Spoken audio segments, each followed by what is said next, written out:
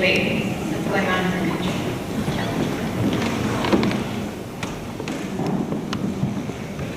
I'm pro-life. I believe that the choice can be made before conception. It doesn't have to be made after. I believe that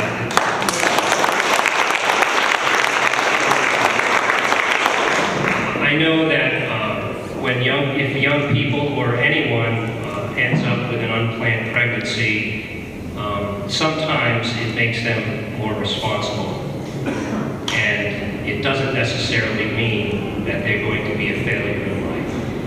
And I know that I would prefer that Planned Parenthood doesn't make that choice.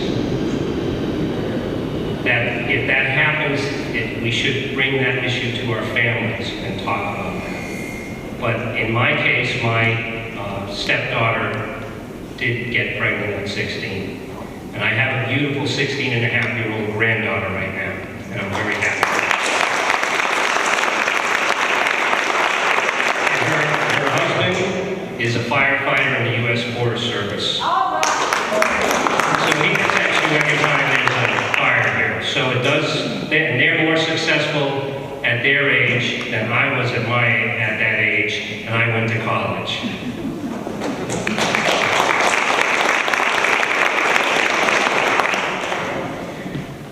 I'm pro-life, and I am pro-marriage between a man and a woman.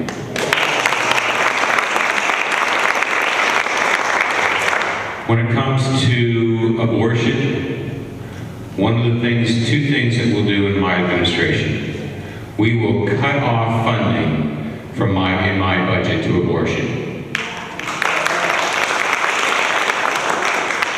We will also work to outlaw the confidential medical excuse section where children can not get an aspirin in school, but they can get a medical excuse to leave and go have an abortion. It will be stopped.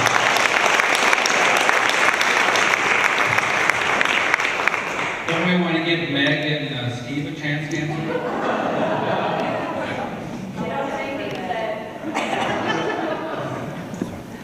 Hi, I'm Al from Lemon Grove. I got a question for Larry.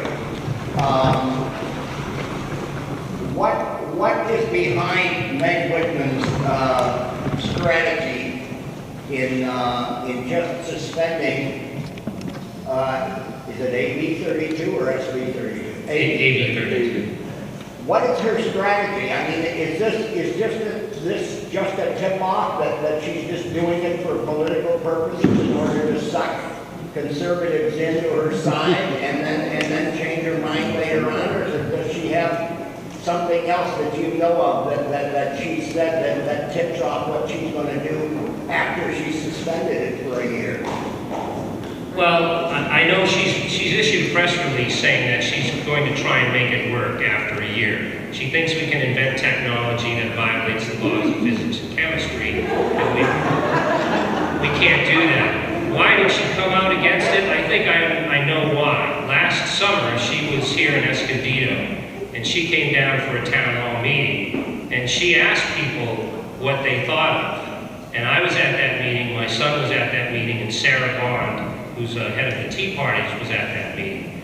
And one of the question that Sarah Bond asked her was, what do you think about AB 32? She didn't have a concise answer at that point in time, but she went up and down the state and probably found out from people that AB 32 is a job killer. AB 32 is costing enormous amounts of money for our trucking industry and our heavy equipment industry. So she probably came out for it for political reasons. Why she thinks we have to control greenhouse gases has to probably do with her ties to Van Jones and her positions before. But I don't know what her strategy is. I can't speak for her. I can just tell you what I've read, what I've heard. Well, I just wonder if there was anything else she said that you felt has tipped off her strategy. As far as I'm concerned, the very reason that she went on the cruise with Van Jones it was about global warming. It was a global warming cruise. So she says that. Oh, she says that? She says that. Well, I want to make sure she doesn't hide behind, I just happened to run into will be on the way to the job.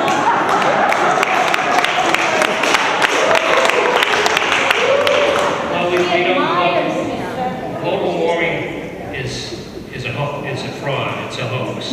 It's just an attempt to take away our freedoms and our rights. Look at all the snow that's going on back east right now.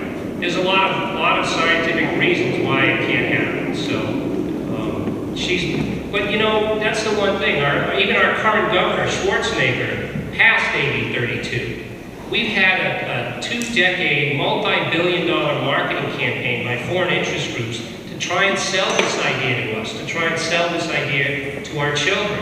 That's why I went to my son's classroom and discussed it and told them what was wrong.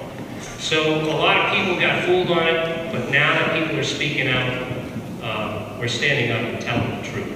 Well, pay attention to John Coleman because he's been big. He's our local weatherman here on KUSI, and he's been huge.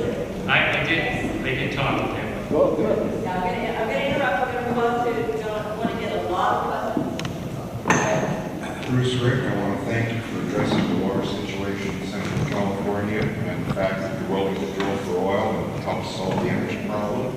But California is faced with another problem, and that is uncontrolled unions, state workers collecting pensions that the rest of us could only dream about. So Meg, what are you going to do about it?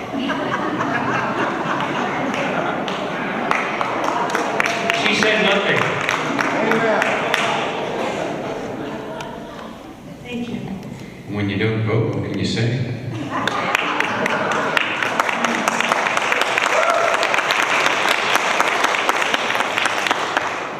I support the Citizen Power Initiative. Are you familiar with the Citizen Power Initiative? Yeah! Okay, the Citizen Power Initiative will eliminate funding of political campaigns by the unions. It was won in the Supreme Court by the state of Idaho versus the Pocatello School Board, in which they sued to the state of Idaho was saying, we will not take the money from the public employee, send it right to the union so they can use it on political campaigns. We will cut that off. It's costing taxpayers money. You from now on have to get those union employees to support you. And I'll tell you, I've talked to those teachers. They do not understand why their union spent $40 million to fight Prop 8. I also support that initiative in that the Med Whitman event where Alexander and I were at, there were teachers that came up to me who are paying union dues. They said to me, why am I paying all these union dues?